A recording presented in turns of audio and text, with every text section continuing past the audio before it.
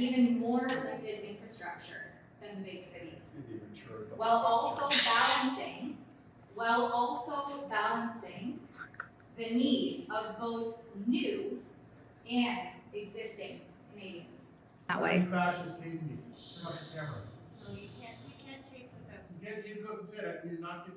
We've been taping the whole time. Look, I just would like an answer to that question.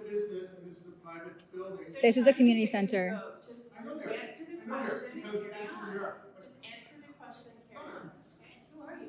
So I don't care if you've been here and you just landed in Pearson and you hopped on the Via train and ended up in Cobourg, or you've been here for 10 or 15 generations, makes no difference. Our policies support all Canadians. For Rebel News here in Cobourg, Ontario, I'm Tamara Ugolini, standing in front of the Lions Community Centre for an all-candidates debate that's being held tonight. It's Monday, February the 24th, and Ontarians will hit the polls in what's said to be almost a $190 million snap election later this week on February 27th. We're in the large rural riding of Northumberland, Peterborough South, and the local candidates that are slated on the ballots for this year are the Ontario PC Progressive Conservative candidate David Piccini. We also have Ontario Liberal candidate Dorothy Nerona, Maxwell Groves from the Green Party, Joshua Chalhoub from New Blue, and Florian Bourse of the Ontario Party, as well as Bruce LePage for the Ontario NDP. I gather that tonight's debate will be largely centered around issues with education, so we're going to head in, see if we can get some comments from some of the people attending, and perhaps point some questions to the candidates themselves. Let's head in. Hello, Tamara Ugolini. I'm with Rebel News, and I'm also my whole life I've lived here in Northumberland County. Currently, Ontario allocates almost $29 billion to school boards, with almost $14,000 every year given to students annually. Why doesn't this funding follow the student like they have in other provinces, similar to Alberta, for instance, where charter schools and accessible private education options exist? We see that there is a clear lack of educational assistance to match the capacity that's needed in our publicly funded education. And I think being able to diversify the options for parents as they face those issues in publicly funded schools would be great. Why would your party support a policy reform to introduce school choice in Ontario? And if not, why? And if yes, why?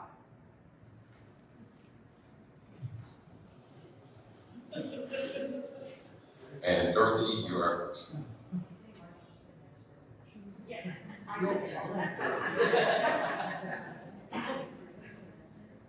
No.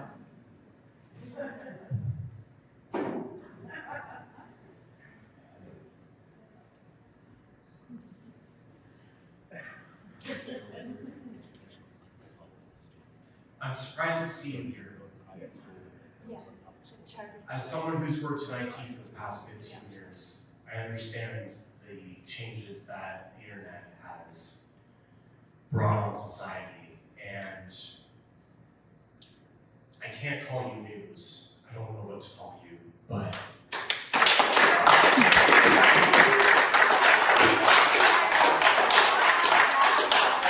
when I see platforms like yours, No debating. No debating. No debating. when I see platforms like yours militarize young, impressionable boys against women, minorities, and other people, it breaks my heart. It is one of the things that terrifies me about what's going to happen in the next 5 to 10 years. Not violent video games. No debating. Firstly, I'd like to say that I love your shirt. I wish it was green, but I grew up with that series of video games, and I'm a firm believer that violence in video games doesn't cause kids to be violent. Thank you, Max. I back that 100%. I will answer your question too, because Max for no time. Hell no. No society that worships and cares for its children would allow this vision of public education into a bunch of small little splinters. It destroys societies, It makes for people who become uneducated and easily manipulated, and it will not happen in this province. We will never allow that to happen. And we will make sure it doesn't happen because everyone in this room, everyone in the province loves children. They love public education because that is what makes us strong, that's what makes us a good society. And without that, we are nothing.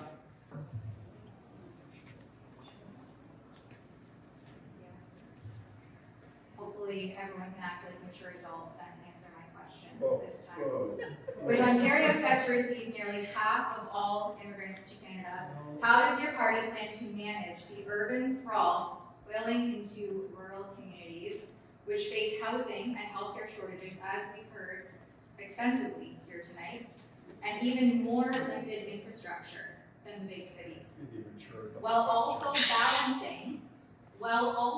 balancing the needs of both new and existing Canadians?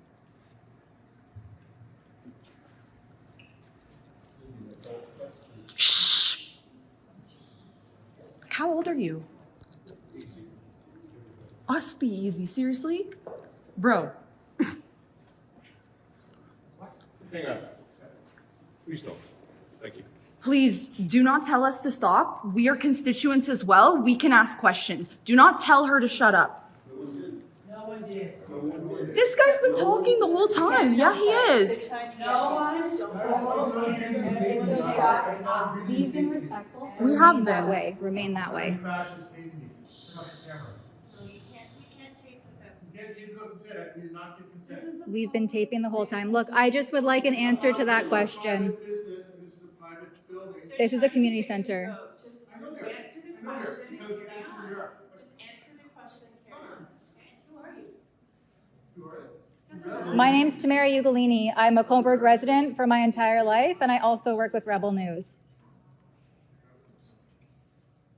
And you're scoffing at why the other candidates didn't show up. I don't care why or why not they didn't show up, but I'm here and I represent also people who care about the questions that I'm asking. So you can answer them succinctly, politely, and maturely, or I don't know, do this, but this isn't getting anybody anywhere. So I would appreciate having my question answered. And otherwise we've sat here respectfully this whole time. Can I go?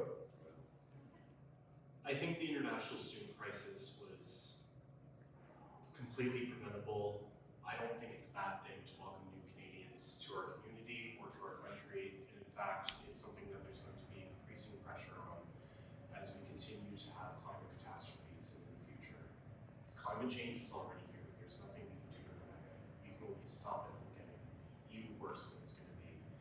We have to make sure that we have the systems in place. We have to build abundant housing, affordable transportation, and make sure that there's homes for our new neighbors that are coming, as well as existing Canadians like me.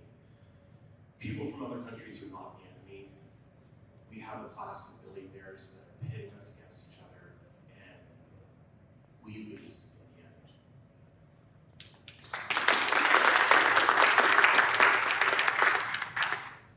Without immigrants, this country will die. We are not producing enough children currently to replace our population. We will have no one to pay the bills. We have no one to look after us as we get old. We have no one to bring in the innovation we need to keep fighting in this world.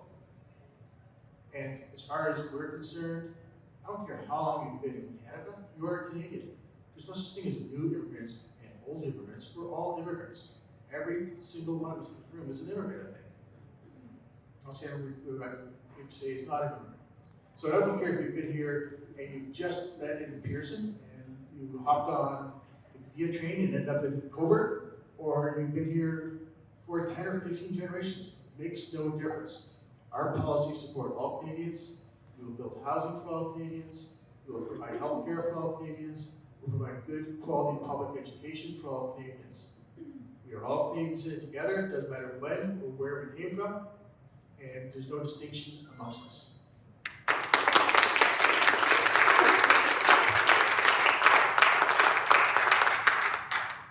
We're running to the IPP. It's a provincial matter. Immigration is federal. Thanks.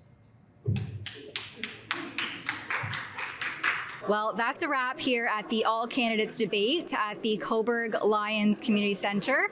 I think there was maybe a total of 30 people attending.